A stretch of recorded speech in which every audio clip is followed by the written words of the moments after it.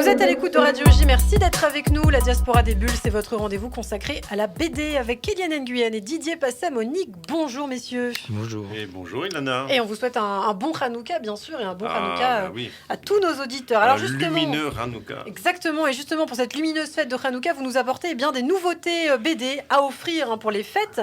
Et on va commencer par vous Didier, s'il est un phénomène culturel qui a marqué la fin du XXe siècle dans nos contrées, et c'est bien l'émergence des mangas japonais dans la culture occidentale. Mais oui, et donc les mangas, et pas seulement, il y a l'animation. Ouais. C'est l'animation qui est un peu à l'origine de tout ça, parce que ça déboule sur la télé américaine dans les années 50, grâce à une semi-animation.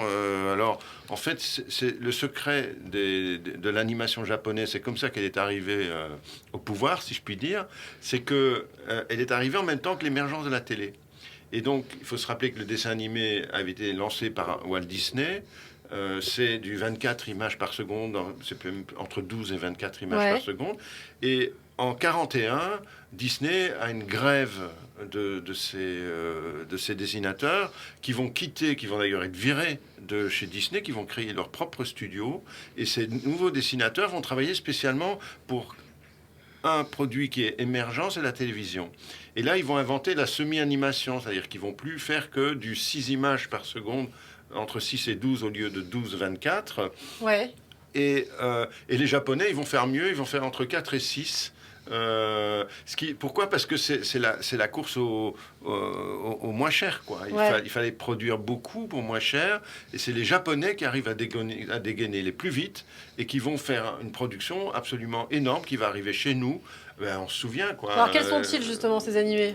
Pardon ? Quels sont-ils ces animés justement ? Ben, à l'époque, c'est Dragon Ball Z, c'est Sailor Moon, puis plus récemment Naruto ou One Piece. Et ces dessins animés-là sont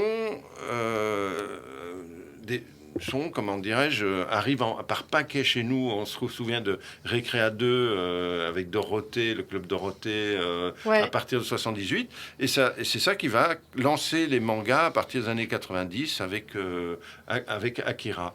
Et il y a un livre donc, qui vient d'être publié qui raconte tout ça. C'est l'ouvrage de Nathalie Bittinger, ou Bittinger, je ne sais pas comment on dit, au pays des merveilles, trésor de l'animation japonaise. Ouais. C'est excellemment bien raconté et ça explique que au fond, toute l'industrie des mangas et toute l'industrie du dessin animé est marquée par la guerre et que les thèmes, ce sont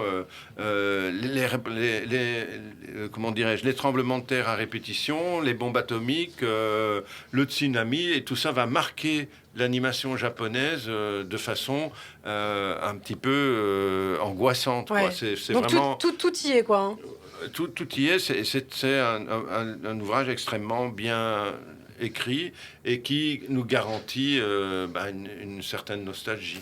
Alors l'ouvrage s'appelle Au pays des merveilles, trésor de l'animation japonaise par Nathalie Bittinger, c'est ça ? C'est ça, chez Oebeck. Oebeck, et pas Michel Houellebecq. Non.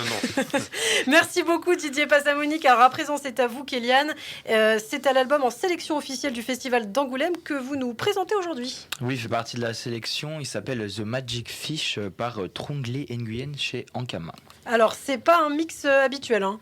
Non, puisque ça parle de plein de thèmes différents. On parle d'immigration, on parle d'amour avec un S, et c'est important, et surtout de contes de fées.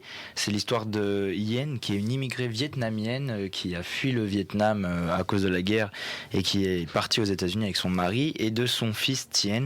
Tous les deux vivent donc en Amérique, et lui, Tien, est né aux États-Unis. Et ils se racontent des histoires, l'un et l'autre, pour se perfectionner dans la langue de l'un et de l'autre, puisqu'ils ne maîtrisent pas tous les deux la langue de l'autre. Et en fait, on se rend compte que les contes de fées sont toujours les mêmes, mais que les histoires changent un petit peu, et c'est un peu ça le motto de l'histoire. Alors vous parliez d'amour, on parle d'amour familial. Oui, puisqu'il y a l'amour entre une mère et son fils, mais il y a aussi l'amour entre Yen et sa mère, qui est restée au Vietnam et qui est malade. Et puis il y a aussi l'amour de Tien avec ses amis, et surtout un de ses amis, Julian, pour qui il a de plus en plus d'affection et voire un peu plus. Et c'est très compliqué pour lui, dans une Amérique un peu puritaine, et surtout de parler de son homosexualité à ses parents, puisqu'il ne connaît pas le mot gay en vietnamien. Et donc il y a tous ces enjeux-là derrière. C'est vraiment très fort et touchant, c'est impressionnant. Que vous recommandez. Ah oui, bien sûr.